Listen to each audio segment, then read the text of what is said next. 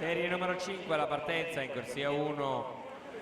Triossi De Gallo Pontual, Rinascita Team Romagna, alla 2 Sara Flavia Stream, Idros, corsia 3 Vittoria Nicora Piave Nuoto, corsia numero 4 Aurora Ferrari Nuoto Prira, corsia 5 Abigail Meder Saufa Brigantin, corsia numero 6 Giovanna Minto Team Veneto, corsia 7 Martina Collodelle Nottoli Nuoto 74, alla 8 Sara Maragno Antares Nuoto.